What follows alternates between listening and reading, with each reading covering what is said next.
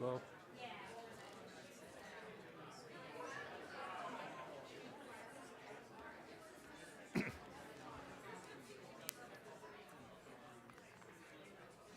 I like how the room got quiet. Hi, everyone. Good evening. Welcome to the Denver Museum of Nature and Science.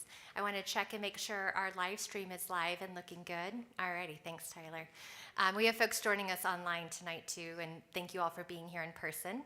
I'm Kristen Eulenbrock. I have the privilege of working for our Institute for Science and Policy, which is part of this museum. I think many of you know that. We like to bring people together. We like to work on hard societal problems where we can have really meaningful engagement, thoughtful dialogue, and try to work to bridge some of the divides on some of these really hard social issues we're facing today. Also, many of you probably know that we do a podcast. It's one of the things that we do to try to bring story and science together and get people to think critically about these issues. Well, last year, our podcast, Laws of Notion is a series, was on wildfire and specifically focused in on what happened in 2020 here in Colorado, what was leading up to that, what happened, and what's been happening since. And throughout that season, when I was doing tons of interviews and tons of reporting, I kept having people quote someone over and over and over again. Not only did they quote and attribute to this person, I would hear his thoughts and ideas come out and other people's thoughts. And I feel like that has to be a really big honor when you have thoughts and ideas that other people have just now started to embed into their own way of thinking about the world. That person is Steve Pyne, Professor Stephen Pyne. He was not in the regular season, but his ideas and his thoughts were. And so we thought it would be great to bring him into town and have us give a lecture on his concept of the Pyrocene and the idea of living with the fire age. He is probably one of the more influential voices when it comes to talking about not just fire, but our relationship, our humanity's relationship with fire. He has authored more than 30 books. I think he just hit 40 today, coming on close to that number. And I had the privilege of sitting down and doing a little bit of a podcast interview with him earlier today, so he's already been primed to talk tonight. And it was an absolute joy to get to know him a little bit more. He's quite humble and very thoughtful into thinking about the modern age that we're living in and how we can learn about our past and where and how we got there and really rethink what it means to have this relationship with fire, not just wildfire, but fire. His book, The Pyrocene, is amazing. I encourage you, if you haven't bought it and read it, to go find it. You can find it in your bookstores or on Amazon. I have a copy up here as well. It's a really great book. He has a very long, esteemed, beautiful resume. He's an emeritus professor from Arizona State University. And I learned today, when I already had read his bio, but I'd learned today that when he was a MacArthur Fellow, that he actually had to use part of his stipend to get out of jail. So that may show up in the podcast bonus episode that we release. So if you want to check in our bonus episodes, you're going to hear a little bit of that story. I don't know if any other MacArthur Fellow had to do that with their stipend. But anyways, he's got lots of stories, and we're going to hear a little bit more from him tonight. I'm going to let him take the stage here, and then afterwards, we'll pass the mic, and if you all have questions for him, we'll allow you some Q&A. But join me in welcoming Stephen Pyne. He goes by Steve. Thank you.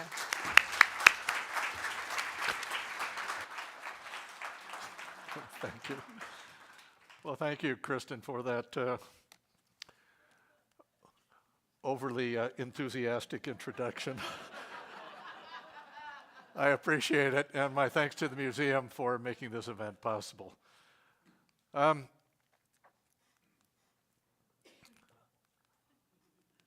Welcome to living in a fire age, or what I call the Pyrocene. The Earth, as many of you probably know, is a uniquely fire planet. It's the only fire planet we know of. And the reason it has fire is because it has life. Life created the oxygen fire requires. Life creates and arranges the fuels that feed fire. In many ways, what differentiates fire from other kinds of natural disasters, hurricanes, tornadoes, ice storms, whatever, is that all those can occur without any particle of life being present, but fire can't.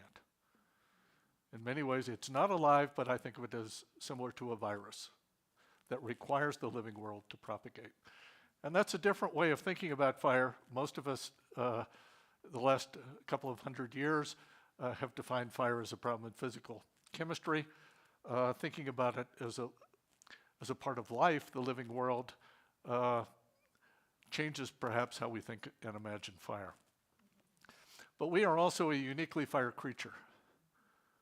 We are the only creature that can start fire more or less at will, and within limits, stop fire. Fire is what we do in the great chain of being. We are the keystone species for what is in many ways an endemic and in some ways keystone process for the living world. We got big heads and small guts because we learned to cook food. And then we went to the top of the food chain because we learned to cook landscapes. And now we've become a geologic force because we're cooking the planet. Our ability to manipulate fire has become a planetary force, as well as a defining characteristic for ourselves. The tending of fire may very well have been the prototype, the model for domestication. I mean, fire eats, it breathes, it leaves waste. It does lots of things that are similar to taking care of children. And in many ways, learning to take care of fire, tending fire, even many of the terms that we use, are caught up in that similar process. It's long been a marker of civilization, certainly for European societies, the difference between the raw and the cook, the ability to control fire, and the presumed inability to control fire is a marker of how civilized or progressive you are. It's behind chemistry, and pyrotechnologies of all sorts have multiplied humanity's firepower well beyond what we do directly by applying or withholding fire. And in fact, fire has, for almost all of our existence, saturated our life. Our social life, our technological life, in many ways religious life. Fire touches many, many things. Cicero famously described that by means of our hands and wits, we have taken the raw stuff of nature, first nature, and made a second nature out of it. And fire has been a fundamental part of that. Our firepower has literally been a firepower that we have diffused in various ways. And we've created this kind of second nature. We'll come back to that later. But I think, when does the Pyrocene begin? I'm going to take perhaps eccentric interpretation and say it begins at the end of the last ice age. It begins at the end of the last glaciation, when a fire-wielding creature who can go everywhere and carry fire and make fire start wherever he goes, meets a world that is rapidly warming and becoming fire receptive. And that sets up, slowly at first and with mounting force as the millennia go by, an interaction that has come to shape our world. So I now think of the fire community loves to deal with triangles. Here's my epic fire history triangle. As the United States, the present scene as composed of three kinds of fires. And this is a map, incredibly enough, from the 1880 census. This is what the pyrogeography of the US looked like for forest fires. Now, by definition, it doesn't include prairies, it doesn't include high plains, steppe sage, etc.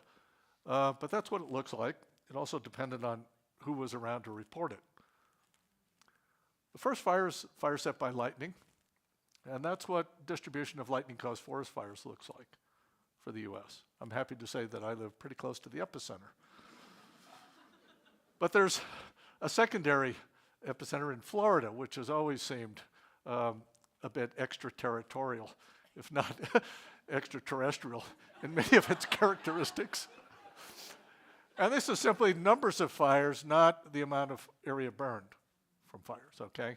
But that's what the pyrogeography looks like. Very different from that map I showed you from 1880. And what accounts for it is the presence of penguins. So we have our indigenous populations, and actually the predecessor to that 1880 national map was this map of Utah, produced by John Wesley Powell in his survey and published 1878 and then republished the next year. And it addresses, it classifies the land of Utah in three forms. The white is desert, the green is irrigable land, the blue are the forested mountains, in this case high plateaus. So you have rapid slopes and then relatively level tops, except somewhat in the upper areas, and all this other tannish areas burned. So essentially from the edge of the desert areas where it thickens enough to carry fire up essentially to the rim. And Powell's identifying the primary source of this as the native peoples, not only due to their traditional practices, but also because they're being forced out of some of their traditional sites. So they are recreating it. How? They're by the means humans have always done, using fire to help make a more habitable spot. And Powell, who was in fact a great enthusiast for the Paiutes in particular, and at this time was head of the Bureau of American Ethnology, was noting that remove the native peoples and you've removed most of the fires. Interestingly, a dozen years later, Powell reverses himself, the implications of this, and he breaks into a meeting, he gate crashes into a meeting with the Secretary of the Interior, Gifford Pinchot, and the forestry group, and he says these people are all wrong. What we should be doing is doing what the Paiutes are doing. And if you routinely burned these areas, particularly these conifers, these montane forest areas, you'll have a lot of fires, a lot of scorched trees, but the forest will survive. And if you don't do it, you'll get in trouble. And Paiute forestry was how the foresters dismissed it, and I think that is where the origin of that term comes from. But it isn't the case that simply the settlers came in, moved the indigenous people, destroyed their fires because they hated fires, and set us on the path that we have today. This is from the Plumas National Forest in Northern California. This is part of the boundary survey USGS was conducting. And here they are talking about, well, they've just picked it up. And they're burning everything. So it isn't just a simple story of the newcomers coming in and eliminating fire because they hated fire. They needed fire to make their world work as well. So it is more complicated than a simple one. The problem is that elites were the ones who decided that fire had to go for various reasons. And this is how they would tend to predict it. This is, to imagine it, this is a painting done by a French missionary priest near Coeur d'Alene. And what he's imagining is here we've got a fire drive, and they're driving the deer and probably elk as well into a lake or river area where they can be, or water course where they can be easily harvested. And this is done in lots of parts of the world. In Tidewater, Virginia, you see the same thing, going back and doing this same kind of practice. But in doing that, they're destroying their community. And the allegory here is that if you use fire in this way, you are actually destroying your habitat rather than enhancing it. You are getting a short-term boost out of it at long-term costs. And that would be the prevailing European view. But as I said, the other people who are contributing to this are all the newcomers who came with a lot of traditional fire knowledge in their traveling cases. And a lot of great paintings. One of the most famous, Finland, showing slash and burn going on. They had special clothes, they had special terminology, they had dozens of terms for all the different kinds of fires in different settings. They had a very detailed, intricate knowledge of what areas you would treat, what areas you would not. And the reason that girl is so miserable is not that she's standing in ash and the rest of it, but that these are migrant workers. They don't own the land. They just go around doing the burning for the big landowners. So it was actually a social commentary. But fire ecology in an agricultural setting, well, the fuel is the fallow. So if you want the ecological effects of fire, you want it tamed, a kind of second nature fire, you want to get that ecological catalyst, you have to have fuel available, and the way you get it is to let the land lie fallow. So my interpretation, the fallow was not burned to get rid of it. The fallow was grown in order to be burned. And this is actually the Black Forest of Germany. 70% in 1870s was being slashed and burned. Here we are in the Austrian Alps. Here we are in the German-Danish border, slashing and burning in peat, organic soil. And of course, all those heathlands and moors and other grasslands and shrublands that were considered, quote, wasteland in European agricultural matrix were used for grazing as rough pasture, and they were burned, according to some schedule. So lots of fire. And if we look at the map from the 1880 census of fires and we look at the 1870 map of populations, they're pretty much the same.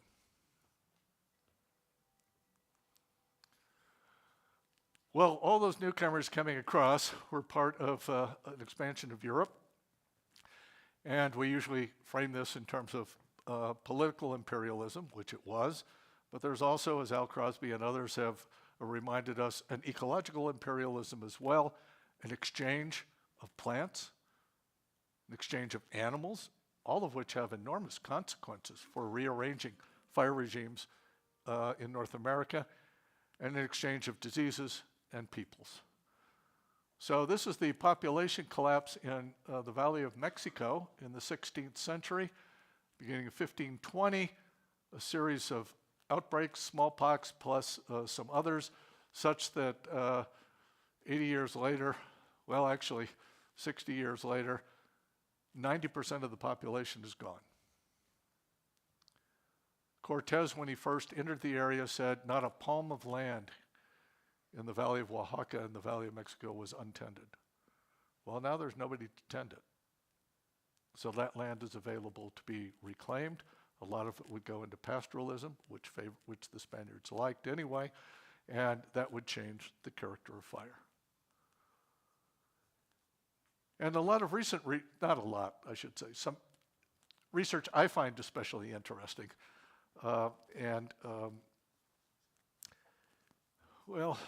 Inviting, suggests that even then there is a climate connection to these changes, large-scale changes in demographics. So Europe undergoes a massive demographic shift in the 14th into the early 15th century. Asia, part of the same wave of plagues and wars, extends that further. The Americas in the 16th century, as with this. All of this depopulation, what happened? Well, the land grew back, a lot of it to trees. So a huge amount, we've got programs, we'll plant 1 billion trees. That has happened. And a lot of these civilizations collapsed. Trees and other vegetation took over, a lot of carbon sequestered, and it's right now it's moved beyond historical incidents, I think, to correlation. Whether it gets to causality is going to be a subject of future research, but the timing of this corresponds very nicely with the Little Ice Age. Was it enough to tip the scale? Not on its own to cause it, but to nudge it. That you're on the borderline, you push it over. And when the land is now recleared later with further settlement and other changes, it ends. Well, we'll see. The 18th century, the latter part, has a second wave of European expansion, and this has several consequences for fire. For one thing, it coincides with a scientific revolution, the discovery by Lavoisier and Priestley of what we now call oxygen, which redefines fire. the scientific definition of fire. Fire is not something that lives in and takes its power from its integration in living landscapes. It's isolated as a problem of physical chemistry. And this goes along with the technological revolution. That same kind of reductionism can put fire into machines and use those machines to generate power and to do things well beyond the power of fire applied directly on landscapes. So the steam engine is the great example of this. Interestingly enough, not only Watt's but Newcomen's earlier invention of the steam engine was used to drain coal mines. So we set up, even then, this kind of positive feedback of a machine that's going to need more stuff than living landscapes because it will burn them up very quickly without regenerating it. So you go to fossilized fuels instead. And the third is the second wave of colonization, which is associated with large demographic shifts out of Europe, which had not been the case in earlier Spanish and Portuguese empires or others, those who emulated them. But this becomes a means for disseminating these notions of fire and fire technologies. So all of this up to now had been occurring in living landscapes, and this is the painting I was telling you about, my favorite forest fire painting. And fire and the living world had co-evolved. And so there were all sorts of checks and balances built into how fire and all of these plants and animals had coexisted for so long. And people could change it. They were flexible, malleable in ways, but there were still boundaries. And if you push it too far, it breaks. And you have to abandon it, it goes. So there were some kinds of internal firewalls, if you will. But when we start reaching into the geologic past to what I call lithic landscapes, once living, now fossilized, all that's off. I mean, the problem isn't finding new stuff to burn and new ways to burn it. The problem is what to do with all the effluent.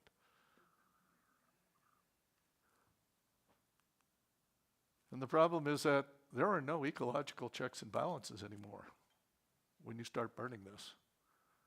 You can burn day and night, winter and summer. There are no fire seasons. There are no particular fire years.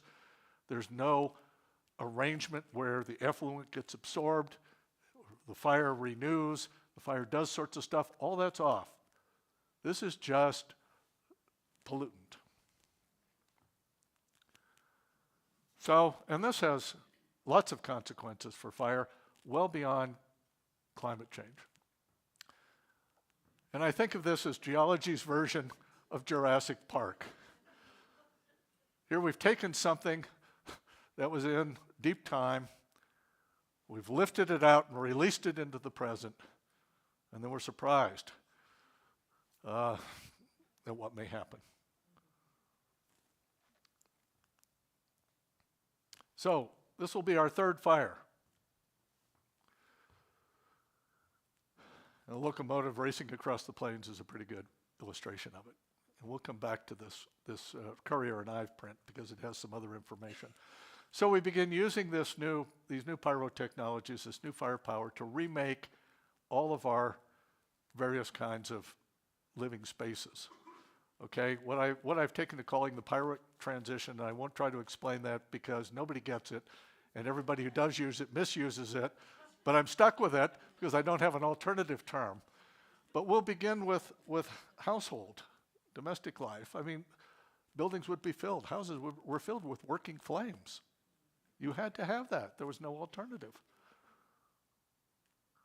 Now that's all sublimated into electricity. In fact, we don't even have to have a hearth. We can watch it on video. We can have virtual fires. Okay, let's expand that to cities. Cities used to burn as frequently as the surrounding countryside. They were made of the same materials. They responded to the same droughts, the same winds. Chicago in 1871 burned. You can trace the burning of the city with the passage of a cold front and the shifting winds. In the same way that 1 million acres in the town of Peshtigo burns across the lake at exactly the same time under exactly the same system. So, here we are, combustible roofs, really, really stupid. But that's, people have found, well, they're attractive partly because if you use non-combustibles at this time, they're so heavy, it causes construction problems. And then cities, well, that just looks like a running slash pile as far as fire is concerned. So this went on and on. But modern cities are designed not to burn. I mean, this room is built with fire in mind. Not that it's going to burn, but that the materials you're sitting on are tested for combustion. There are exits. There are auxiliary power sources. Everything around it is designed, how can you get people out in case of fire, and how do you prevent a fire? And then we carry it off into the countryside, particularly through agriculture. Fossil fuels give us the machinery, the pumps for groundwater, but also all the machinery to distribute what? Petrochemicals. What fire did, fumigating and fertilizing, can now be done with derivative sources. You don't need that fire anymore. You don't need all the side effects of fire. Well, we don't factor in all the side effects of using this, the effects in the atmosphere, the effects of chemicals on waterways and soils and so forth. Anyway, we seem to have taken fire out. I mean, you don't need to burn the heath if you're raising cattle in an industrial feedlot. And then we carry it on to the wildland, the outback, in general. And this is sort of the looniest of the obsessions. But if this is your framework, this is where you take it and you do the same thing, or try to do the same thing in the backcountry. The catalyst was the railroad. Railroad started almost all of the major fires, the megafires that swept the country in the late 19th and early 20th century, in the same way that power lines are starting so many of the megafires of today. And taking out whole communities, or if we're thinking about all of these bad fires, we could think about it again. Fire is a biological phenomenon. These are about broken biotas. They're about fire spillovers, fire plagues, unleashed because we've taken out the barriers and the give and take that contained them in the past. So foresters are brought in. The way to stop this is a global program of conservation. This is our first professional forester trained in Prussia, came to the U.S., described the whole American scene as bad habits and loose morals. A civilized society would not tolerate this kind of free-ranging fires. This is archaic and not to say blasphemous. And here's Gifford Pinchot, who succeeds him and becomes the first director of the U.S. Forest Service, likening the problem to the question of slavery. That this is an enormous national problem that we can keep postponing, but eventually at enormous cost we will have to deal with it. And fire was identified as the marker. This is what shows if you're doing the right thing, if you can control fire. So we have a series in this country setting aside forested land, giving them a charter, creating an agency to management, and this gets us into the story that I'm sure most of you are familiar with. I'm trying to frame it a little bit differently, so I'm not going to go in great detail here. We're just going to skip some of this. We can come back to it in the Q&A session if you wish. But the U.S. was not unique in this. Both Pinchot and his successor, Henry Graves, who was the dean of the Yale School of Forestry endowed by the Pinchot family, before he became the second director of the USFS, both went through the British Imperial Forestry program, which was at Nancy, France. And British India was considered the model for how you create this kind of thing. And in fact, if you're a fan of Kipling, you may have wondered, what happens to Mowgli after he grows up? I mean, we see him wandering off to the man village. What happens? Well, he joins the Indian Forest Service. And one of his primary charges is to fight jungle fires. So that shows the breadth, the cultural range, the ways in which fire was integrated with all these other sorts of problems. The U.S., American foresters saw that they had a unique fire problem, and they would create unique solutions. This would be their contribution to international forestry. And these are some of their experiments.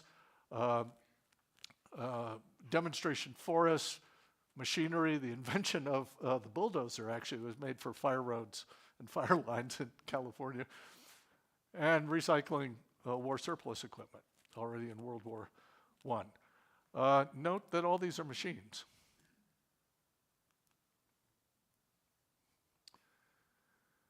So, how about primary power? We'll step back a little bit and see how these two, fire in living landscapes and fire in lithic landscapes, compare. So here we have a graph of how much of the world's primary power is coming out of combustion and others. Yeah, we're making progress on renewables, but we've got a long way to go. And this is part of the historical record. And if you abstract those areas for which we have published data, there are problems with the data. Fire data really stinks. But anyway, that's what we've got. And how fire was removed from the landscape. And this is matching it up out of that growing era of combustion power. So here's the same graph, burned area, mapped against fossil fuel emissions. And they cross. And that, in my reckoning, is not a correlation.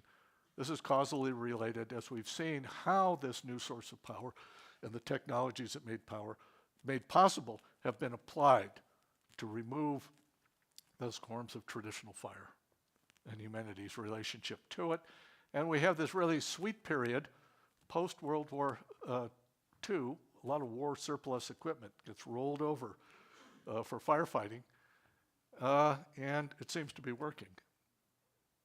It levels off, and then it stops working because of the consequences of this. In effect, we relied on a counterfire from industrial combustion to match nature's fire. And this is very effective at small stuff and medium stuff, but the really big fires, the hurricane equivalent fires, we're hopeless. We haven't got that kind of power. So what we've done is eliminate all the benign fires, and we're left with the bad ones. It's as though you just blanketed the landscape with antibiotics and you killed off all the bacteria, and the only ones that are left were the ones that develop resistance to your antibiotics, and that, in a sense, is what we've got for fire. I mean, if you took all that stuff away, could you pretend to fight fire? No, of course not. We would have to do what humans had always done. We would have to manipulate the landscape in ways that made it receptive to fire, and we would have to use our fire to replace wildfire. Anyway, by the 1960s, the consequences are already apparent. And between 68 and 78, the federal agencies changed their fire policy to make the restoration of good fire, to stop bad fires, but to restore good fires. That was policy. This is not a new idea. This has been around for, 50 years or more? The issue is not that they didn't understand it. They did begin to understand it. The problem was implementing it at scale. And for various reasons, it didn't happen. It didn't happen at the last couple of decades where it might have been possible. Since then, the climate and other factors have really pushed against it. And, oops, I'm sorry, I'm pushing the wrong button, speaking of pushing against. And I'd like to note that all this happens without climate change as a factor considered. This is all the result of land use and the result of changes in fire practices. So we often have this polarized discussion. Are these fire problems the result of land use? Are they the result of climate change? Well, they're obviously the result of both. But as I hope I've tried to begin demonstrating here, they both have a common root in this conversion to a fossil fuel, fossil biomass society in the world, that kind of third world that has created.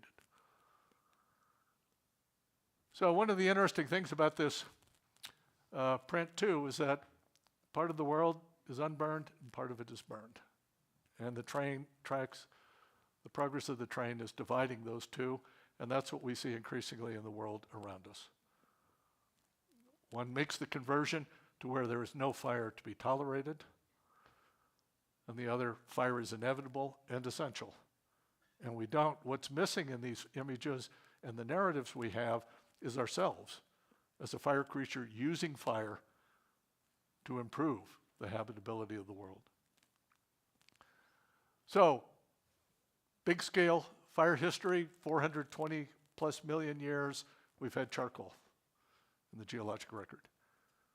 So as long as plants have been on continents, we've had fire.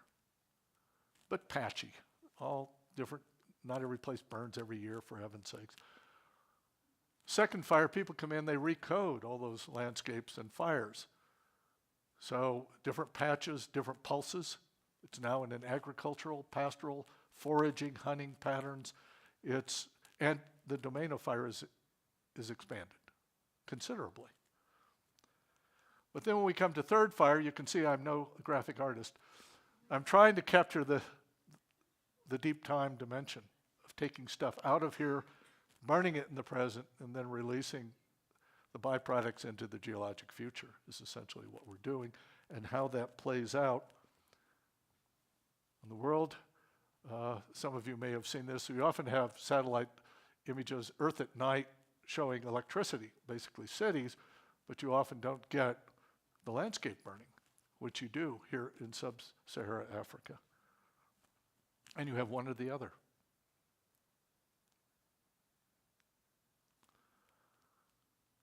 And what gets lost is this guy.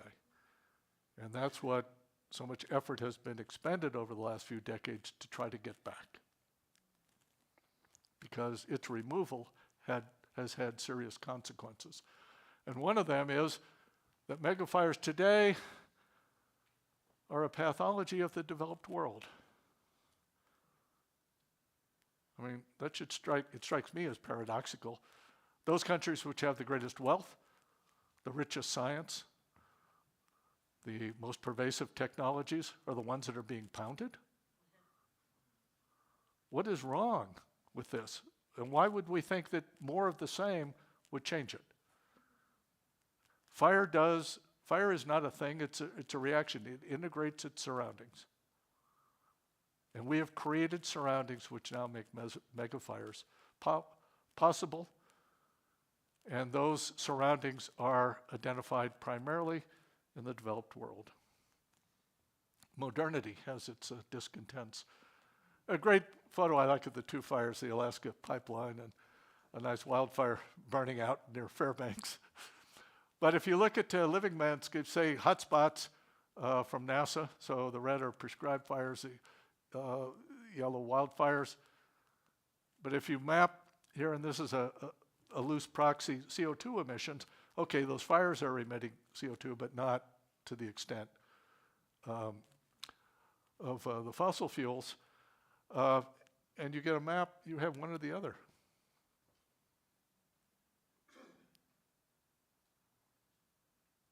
The middle is gone, and that is what we are struggling to restore. So now my big analogy, we're finally going to get to the Pyrocene. Typical academic, buries the lead, right? So climate change paced by Milankovitch cycles. We have fire-informed landscapes and seascapes, paraglacial landscapes all over the place, changes in sea level, mass extinctions, all kinds of stuff. We could go on and on. Oops. And the hominins. So at least from Homo erectus on, we have a genus that could manage fire. And here they are doing what hominins do, bringing fuel to the fire. But now we've changed it. And what had been an interglacial, we seem to have broken the rhythm. And I think we're creating an epoch of its own extent that will be informed by fire, particularly anthropogenic fire in all of its forms. So we have fire informed biotas, and we're driving out the ice everywhere. We're driving out all the creatures. and species that were associated with the ice in that landscape. They're all going. Changes in sea level, mass extinctions, and what I think of as peripyric, by analogy to periglacial landscapes, peripheral landscapes. Maybe instead of glacial outwash, we have post-fire debris flows. Or maybe instead of list plains, we have smoke palls. Because fire is dynamic, it's not a substance. Everything with fire just sits there. Maybe instead of proglacial lakes, we have heat domes. Instead of permafrost, we have a permathaw underway. Massive changes in landscapes that are not going to come back as they were before because the circumstances around them has changed. And the hominins. This is Fort McMurray in Canada, 2016. Fort McMurray, a town plucked in the middle of the boreal forest to mine tar sands, a particularly dirty fossil fuel. Here it is burning their combustion candle at both ends. And the bush is now sending fire to burn down the town. And the Canadians are fleeing in their petrol-powered vehicles. I've gone over, I'm sorry. I'm winding this up. Oh, God. You're such a friendly audience. You're too tolerant. You should be throwing things at me.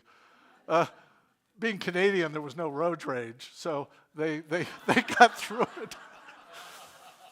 But a complete reversal of our relationship to fire. So welcome to the Pyrocene. I think of this as a kind of slow motion Ragnarok. We're remaking the planet. It's just that it's happening over a long period of time, not suddenly in a day. What had been mythology is now becoming ecology. It's all around us. We're no longer simply a case of living with fire. We have to live with the fire age. That's the scale. And this is my answer to those who say we have a no analog future. It seems to me we have a great analog. We're creating the fire-informed equivalent of an ice age. In fact, for me, climate history is now a sub-narrative of fire history. Okay, so what do we do about it? What about the future? Well, we've got too much bad fire. Fire that kill people, burn cities, bad fire. But what do we see here? Is this a wild land complicated by houses? Or is this really an urban firescape with peculiar landscaping? As you see over and over again, the trees survived. The fuel was the city. Here, the same thing, Pacific Palisades, recently in LA, the same thing. I mean, there's nothing left, it would seem, except these concrete bunkers, malls. But look at the trees that managed. So is this a misdefined problem? If it's a wildland fire problem, it's very complicated. If it's an urban fire problem, we know what to do because we've done it. Or here's Marshall. Well, is this a wildland fire problem? Hardly. These are urban fires. And then what about Europe, which is having these things? This is from Greece. Europe's narrative is not the problem people moving into fire-prone areas.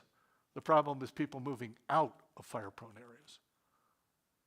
So these naturally fire-prone biotas and climates in the Mediterranean are now unmanaged. Feral landscapes lead to feral fires. So the common element is that managing your surroundings, your habitats, with fire in mind. We need to get good fire back in. And notice here, even here, we're using fossil fuels to get good fire back in.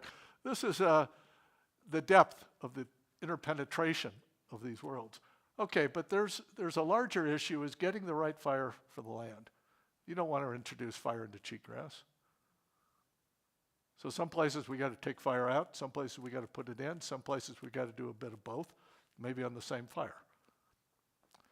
And how do we rebuild new landscapes out of these large megafires? Here's a real opportunity. It seems counterintuitive. The year after one of these big fires, you should be in there tinkering with that place and designing a fire-resilient landscape to replace it. There's a great opportunity because you've got great control over your burning. You wait 5 years, 10 years, you've lost it. This is what the Plumas was like at the time of the reserve. We have to find a way to burn back better. That's not my phrase, I'm sorry, I've lifted that. And finally, too much combustion. Okay, this is the fossil fuel. There's no alternatives, you got to quit.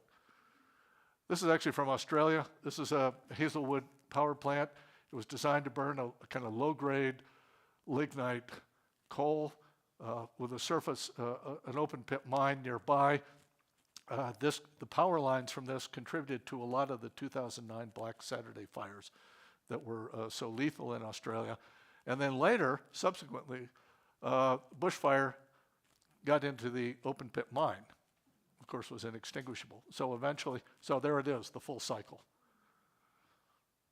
And it's since been shut down. So why do we have these kinds of fires? Because we've created this kind of world. And we have defined our relationship to fire in a particular way. Because whatever we put out there as fire is what fire will integrate. So as we go into the future, I'm reminded of the Old Testament prophet Ezekiel. They shall go out from one fire, and another fire shall devour them. Prophetic indeed. But it's actually worse, because we're not passing between two fires. We have to negotiate three. And like any three-body problem, it turns into a process, not a fixed solution. But you know, we can do this. Fire is what we do. I mean, other animals knock over trees and dig holes in the ground and hunt. We do fire.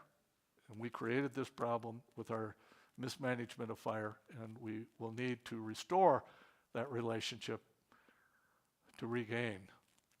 What had been our best friend has become our worst enemy. What began as a mutual assistance pact between people and fire looks more and more like a Faustian bargain. But we can do this if we choose. Because good fire made us and bad fire may break us. And with that, I'd be happy to take questions. Or have I talked up all of the available time? Very cleverly prevented anyone from raising questions, running out the clock.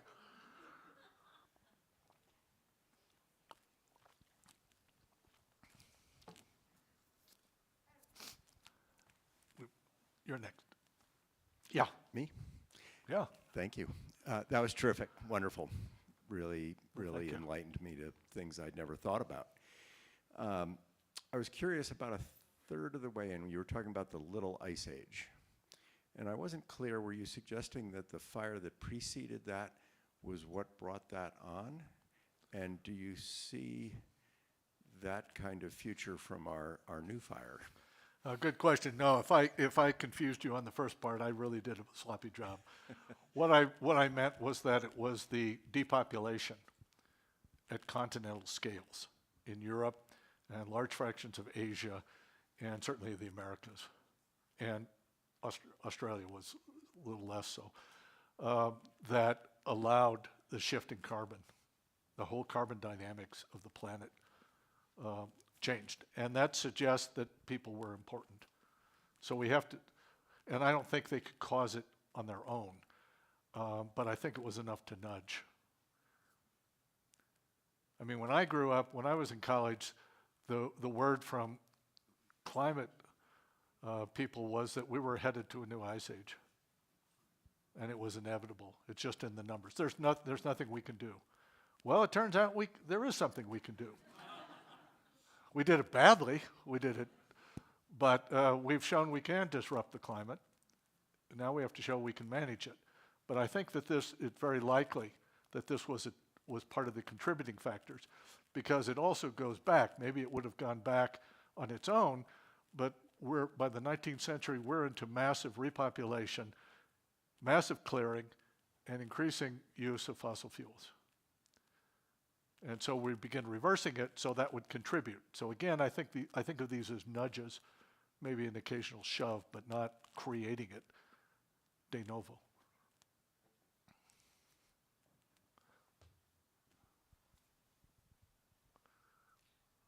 Hi, I'll be forthcoming.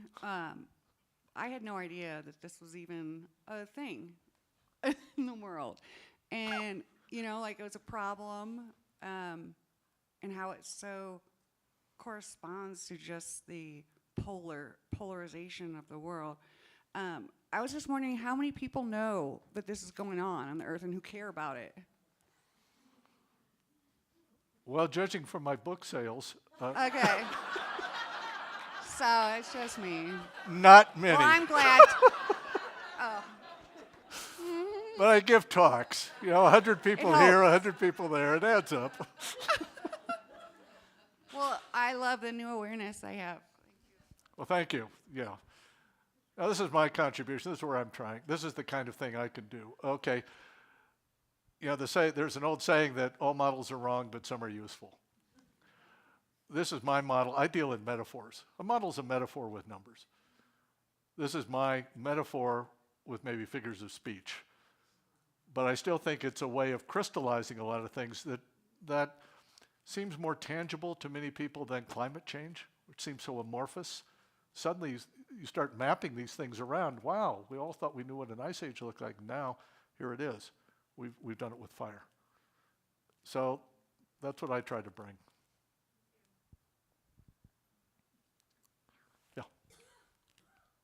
I've been hearing about we're suppressing fires too much for 40 years, 50 years, and yet every time we have a fire, it seems like we go out and suppress the fire. I never see one where they say, we're just going to let this one burn. So has there been a policy change or not? Well, there was a policy change 1968 to 1978, and there have been amendments. In 1995, the federal agencies coordinated their policies into a common one, which is basically fight bad fires and try to promote good ones. But it's been very difficult.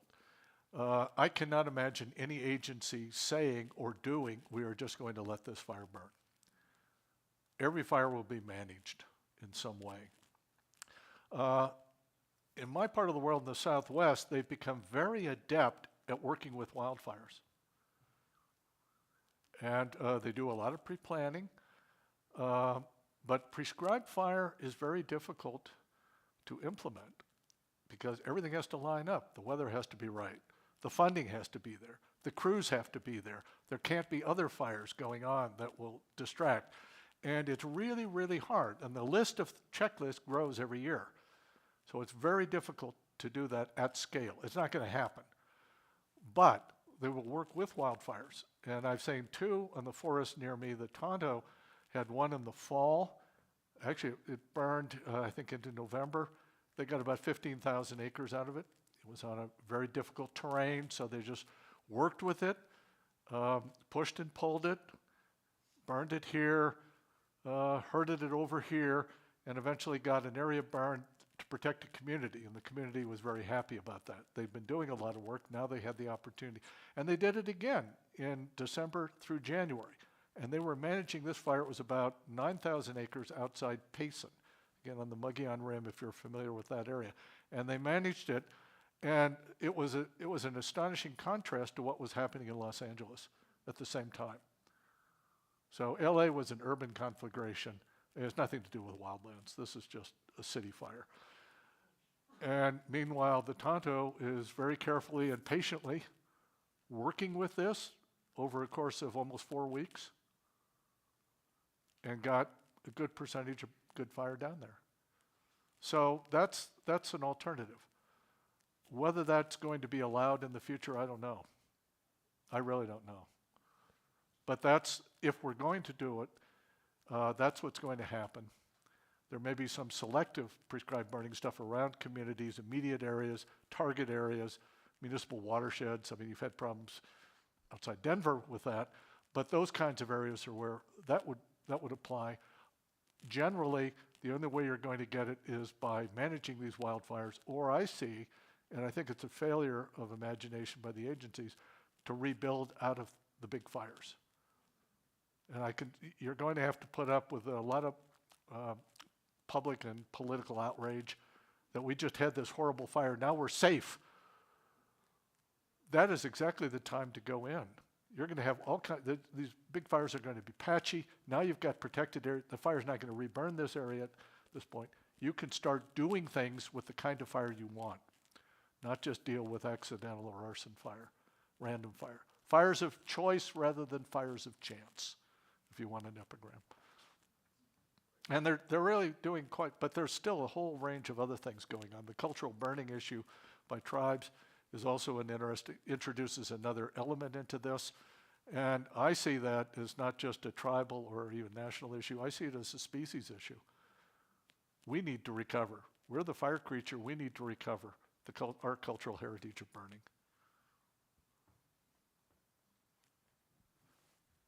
I am not a scientist. I am just getting there in age, and it's very apocalyptic lecture that you've given us, if I may say so, and it's frightening. I thought I was going to die of a tsunami somewhere because of the tectonic plate somewhere in the east or the west coast, but this fire thing, there doesn't seem to be a solution. There's a sink, a carbon sink that you're talking about. There must be somebody here that can tell me if I have to live for 20 more years, I'm going to see forest. I mean, it doesn't seem possible. Am I wrong, right? Is there a solution of restoration or something that you guys can do? It's a great question. Yeah, and I sympathize with you. I'm not a scientist either, and I'm getting on in age as well. I read science, and I'm basically trained, as you can probably guess, fundamentally in the humanities. I'm fundamentally a historian by training and temperament. Okay, is there something we can do? Yeah, there are lots of things we can do. And we don't have a fire problem in this country. We have lots and lots of fire problems, and they're all going to have individual solutions. We can group them into dealing with bad fires. That should be a simple problem. And technically, we know exactly what to do to prevent fires in these structures. Restoring good fire, very complicated, but lots of different environments, and they all have different solutions. But ultimately, you've also got to get rid of fossil fuel combustion, or it will override all the others. Getting more resilience into these landscapes by getting fire into them is going to be an effective way to do it. It's not exactly vaccinating them, but in some ways it could be. And Guy, do I have your permission to use my... Here's what I do for houses. This seems to resonate with people. We discussed it at the table before, and I promised I wouldn't do it, but I've been granted permission. Okay, so what is the problem with the houses? Okay, think of fire as a virus, as a respiratory virus spreading. A lot of its spread is going to be by embers. Well, okay, how would you protect yourself? You wear a mask against aerosol. Well, isn't that hardening houses against embers? And around the house, you're told, well, clear out an area, 3 to 6 feet. That sounds a lot like social distancing. And then you have to get a large enough chunk of the community to do it to get herd immunity. Because if you do this and your neighbors don't, you're still going to be slammed. So you want an analogy? There it is. All of that is doable. We have done it in the past. We stopped urban fires until we decided it was a problem that went away. We don't need to do all this regulation. We don't need to do all the vaccination. We don't need to do all this stuff, all this pyric hygiene, because we don't have urban fires anymore. It's a waste of time, and it annoys people who hate being told what to build where and so forth. Well, I look at these megafires returning. This is like polio coming back. So yeah, we can do a lot. And on landscapes generally, the sooner we can start getting a significant fraction of good fire in, the better. But we're going to have to loosen our definition of good fire.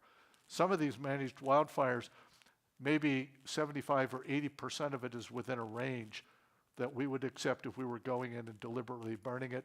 Maybe 5%, 10% doesn't burn at all. Maybe 10, 15% is too severe. We wouldn't want that. But there's a trade-off. 75% looks pretty good to me right now. And those other areas now provide anchor points for managing, but you've got to be able to go back in.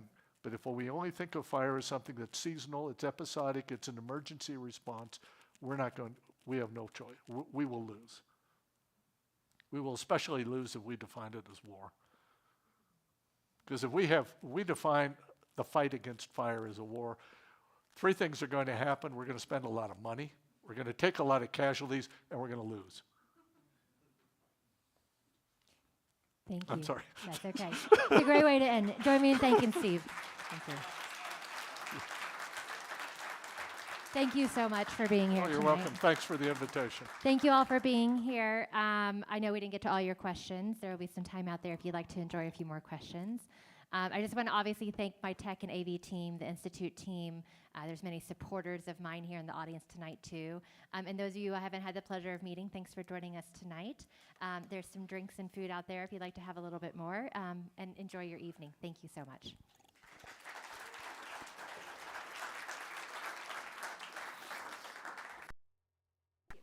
Oh, you're welcome. Oh, he's got you off.